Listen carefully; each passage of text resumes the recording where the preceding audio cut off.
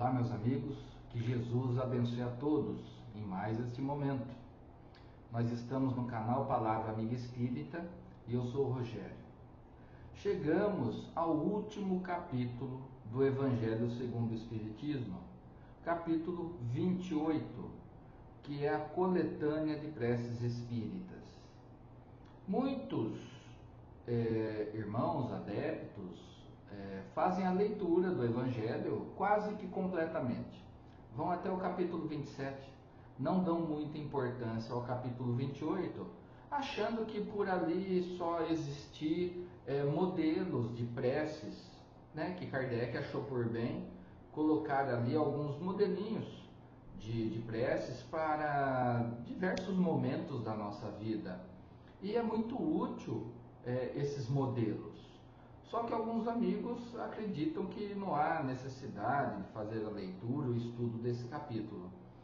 Eu penso ao contrário. Eu sou daqueles que pensam ao contrário.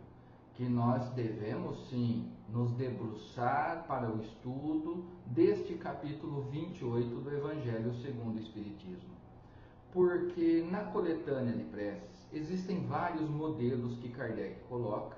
Esses modelos foram ditados pelos espíritos da codificação e servem para a gente, principalmente quando nós estivermos passando por uma situação muito complicada, uma situação difícil na nossa vida, e a gente sente que não tem condições de elevar o pensamento ao Pai e fazer uma prece.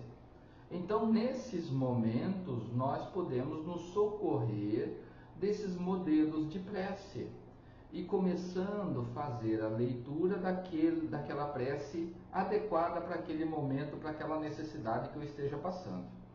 Isso vai fazendo com que a gente volte, para que nós voltemos a nos conectar com a espiritualidade superior. É muito útil esse tipo de postura diante daquele que reconhece as suas limitações. Todos nós estamos sujeitos a passar por isso, momentos difíceis na nossa vida, e nesses momentos sentirmos dificuldade de elevar o pensamento. Então nós nos socorremos das preces que Kardec colocou aqui neste capítulo. É muito interessante, porque antes de cada modelo de prece, existe um chamado preâmbulo. Nesse preâmbulo, a espiritualidade apresenta vários ensinamentos baseados na doutrina espírita e nos evangelhos de Jesus, tendo em vista aquele modelo da prece que nós vamos ler. Então existem valiosos ensinamentos que estão nos prefácios que antecedem cada um desses modelos de prece. Convido a todos a folhearem este capítulo no seu Evangelho segundo o Espiritismo, para terem conhecimento do que nós estamos falando aqui. Logo no item 1 do capítulo 28, coletânea de preces, preâmbulo, tem essa valiosa lição que eu vou fazer a leitura para que a gente faça a reflexão. Os espíritos sempre disseram: a forma não é nada, o pensamento é tudo. Orai, cada um segundo as vossas convicções, e o modo que mais vos toca. Um bom pensamento vale mais que numerosas palavras estranhas ao coração. Logo de início, nós encontramos esse valioso ensinamento, nos remetendo à importância do pensamento. O que vale não são as palavras eloquentes, palavras bonitas, frases longas. Não é isso que é levado em conta pela espiritualidade, pelo nosso Pai. O que é levado em conta é o sentimento que eu coloco naquelas palavras. Então nós compreendemos que quando nós fazemos uma leitura de uma prece, ela pode ser uma oração, uma prece lida, não tem problema algum nesse sentido, Qual que é a ressalva e a recomendação? É para que eu, lendo aquela prece, aquela oração, eu entenda o significado das suas palavras. E isso toca o nosso coração, isso eleva o nosso sentimento, isso movimenta o nosso pensamento na direção da espiritualidade, na direção do Criador. Então eu compreendendo, eu sabendo o que eu estou lendo, eu tendo conhecimento do que aquela frase está falando, isso toca cada um, olha, é o que ele coloca aqui, ó. E o modo que mais vos toca. Então ela pode ser lida, ela pode ser simplesmente pensada, ela pode ser formulada de maneira oral, de acordo com a necessidade, com a vontade de cada um. O que importa é o sentimento, o pensamento focado naquilo que eu estou orando, naquilo que eu estou transmitindo. E como eu disse, quando nós não nos sentimos aptos a isso, devido a alguns problemas, situações difíceis que a gente passa, nós nos socorremos então da prece escrita, dos modelinhos que tem aqui, que Kardec colocou à nossa disposição. Outro ensinamento que está logo aqui nessa leitura que nós fizemos, quando ele disse assim, ó, orai cada um segundo as vossas convicções. Ou seja, não importa o segmento religioso que eu me adequo, não importa o segmento religioso que eu sigo, o que importa é o valor que você coloca nas suas palavras, é o entendimento, é o sentimento. Isso é muito bom, porque o Espiritismo, ele abraça todas as outras religiões, não está apartada de nenhuma. Não existe esse entendimento no Espiritismo de achar que o Espiritismo é melhor do que essa ou do que aquela outra religião. De maneira alguma. O que o Espiritismo prega, vamos dizer assim, é que a pessoa se encontre naquela religião onde ela melhor conseguir o seu entendimento. A melhor religião será aquela onde a pessoa se sentir bem e ela for útil para a sua renovação íntima. Não necessariamente não precisa ser espiritismo. O espiritismo não está correndo atrás para arrebanhar adeptos de maneira alguma. Nós queremos despertar consciências, libertar as consciências. Mesmo aprendendo princípios do espiritismo, a pessoa pode muito bem se adequar num outro segmento religioso, sem problema algum. Não há problema algum, conforme todo o estudo que nós fizemos desde lá o início do prefácio do Evangelho segundo o Espiritismo. Então aqui, meus irmãos, fica esse valioso ensinamento logo nesse primeiro parágrafo. Olha como que é importante, como nós devemos fazer uma leitura, um estudo desse capítulo, porque nós vamos tirar muitas lições daqui. Outra leitura que eu quero fazer para vocês é esta daqui, que está ainda nessa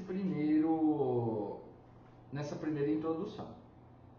A principal qualidade da prece é ser clara, simples e concisa, sem fraseologia inútil, nem luxo de epítetos, que não são senão enfeites de brilho falso. Que extraordinário ensinamento!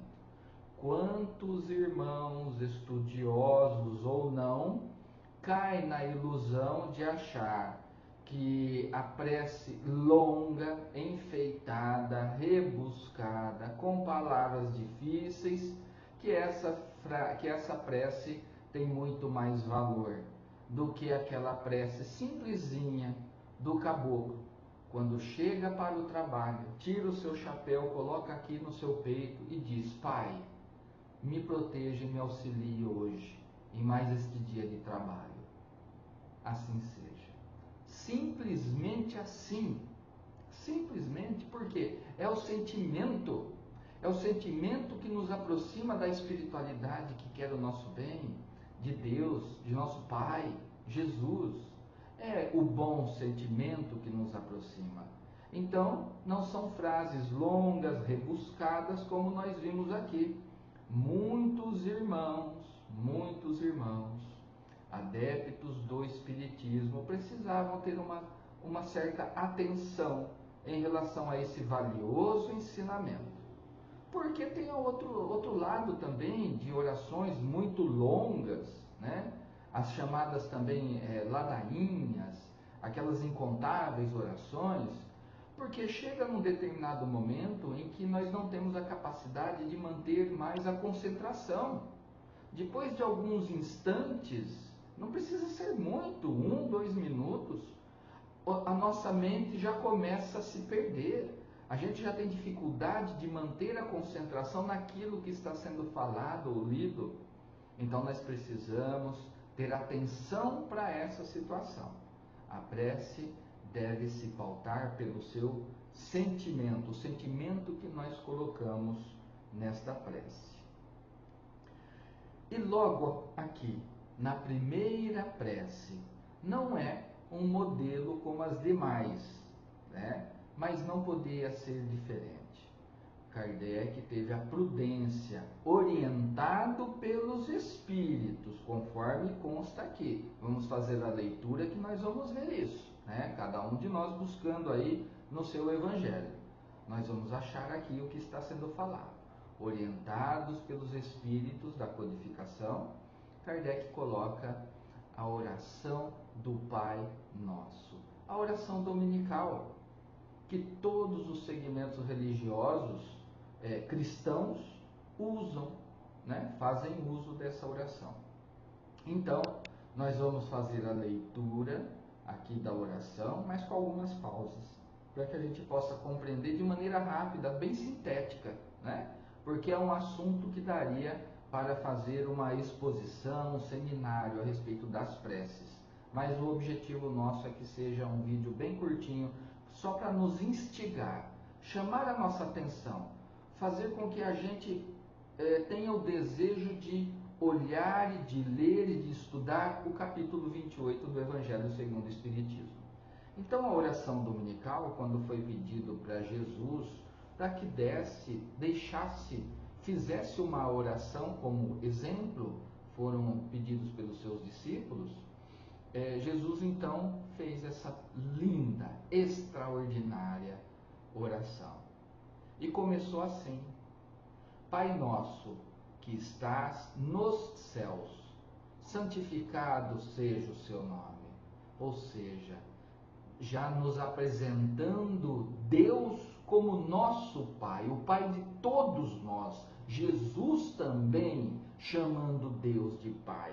Portanto, Jesus como nosso irmão, esse espírito extremamente elevado. Estamos muito distante em elevação moral, intelectual, espiritual de Jesus, mas é nosso irmão, nosso modelo e nosso guia. Santificado seja o seu nome, ou seja, devemos respeitar o nome de Deus, respeitar, não ficar utilizando o nome de Deus para qualquer coisa a todo momento, né? Mas santificar significa colocar num lugar reservado, num lugar alto, num lugar de respeito.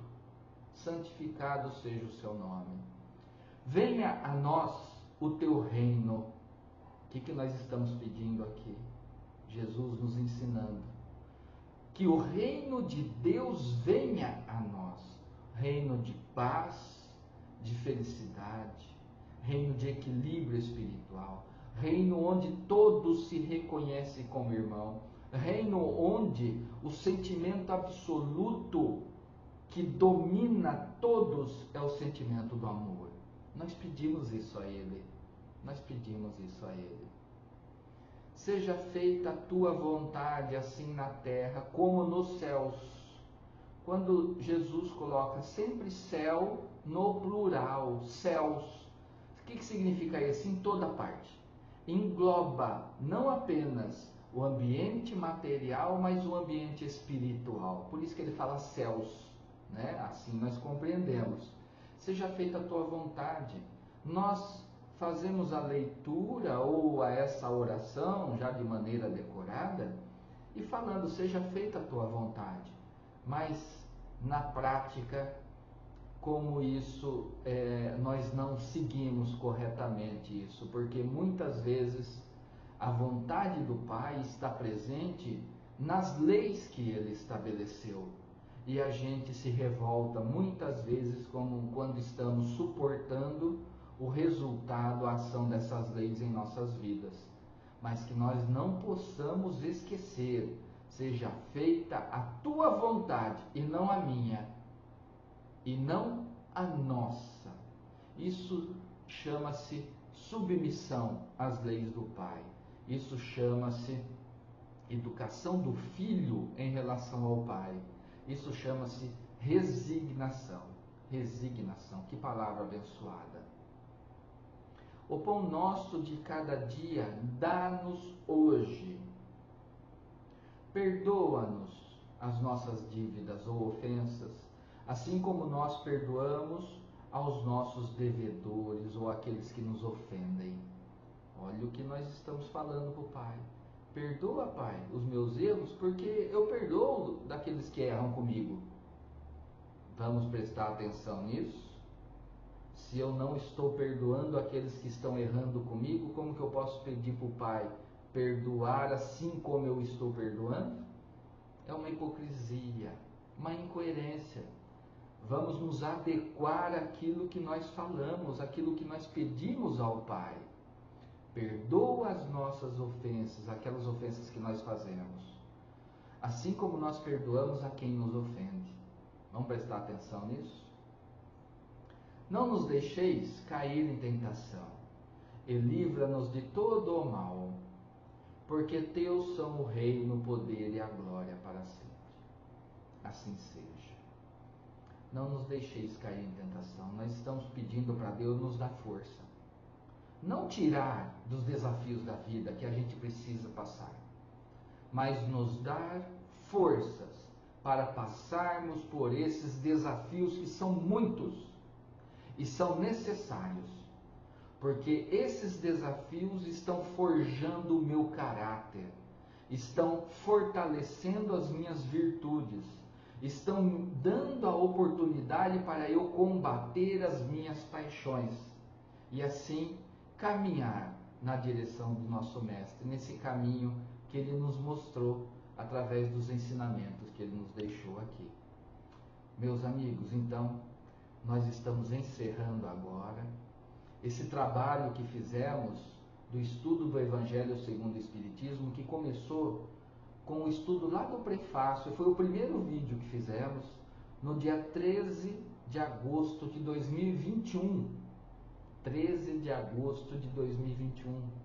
Hoje é 7 de dezembro de 2024 que eu estou gravando. Estou gravando agora no sábado, dia 7, à noite, para divulgar, publicar esse vídeo amanhã, pela manhã, no domingo, dia 8 de dezembro. Olha quanto tempo já faz. E o tempo passa.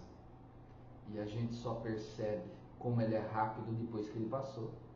Então que a gente possa ter em mente todo esse conhecimento que nós adquirimos, estamos adquirindo, para que esse conhecimento possa nos dar instrumentos de combatermos as mazelas que ainda carregamos em nossa intimidade e de estimular o sentimento do amor para o nosso próximo, aumentar esse círculo onde o nosso sentimento abrange. O sentimento de amor abrange a nossa família, num primeiro momento um círculo menorzinho, depois os nossos familiares, aumenta um pouco mais, depois os nossos amigos, pessoas que nós queremos bem. Mas Jesus nos ensinou para que esse círculo se ampliasse para todos, que esse sentimento de amor se ampliasse para todos indefinidamente, até para aqueles que nós consideramos como nossos desafetos. chamados de inimigos no Evangelho, num fim para nós entendermos isso. Então, meus irmãos, grandes lições nós recebemos. Agora depende somente da nossa vontade. A vontade de nos tornarmos pessoas melhores. A vontade de colocar tudo isso que nós aprendemos em prática. Porque não será possível amanhã, quando nós retornarmos à pátria espiritual e tentarmos justificar lá que a gente não sabia o que devia fazer, porque nós aprendemos como nós deveríamos viver nos relacionando com o nosso próximo e com a espiritualidade. Então, terminamos aqui esse grande trabalho que fizemos. Agradeço muito a boa vontade de cada um que tenha participado, que tenha lido, que tenha seguido comigo durante todo esse tempo que nós fizemos esse trabalho. Então, que Jesus abençoe a cada um de vocês e abençoe também a família de cada um de vocês e dê a força necessária, o discernimento e a prudência para que possamos sempre superar os desafios da nossa jornada. Meus irmãos, até então, um próximo trabalho. Abraço.